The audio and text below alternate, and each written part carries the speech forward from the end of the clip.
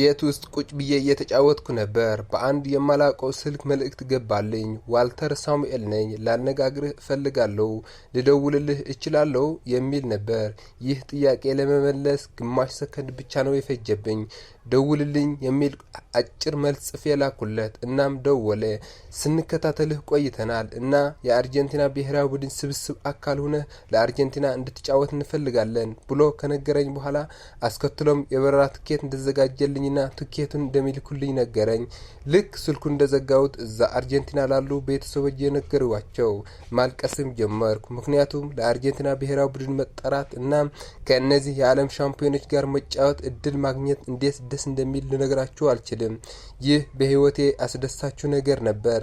የዲያጎ ሲሞኔው ልጅ ጁሊያኖ ሲሞን ከአንድ ሳምንት በፊት ለአርጀንቲና ብሔራዊ ቡድን ለመጀመሪያ ጊዜ ጥሪ ሲደረግለት የተናገረው።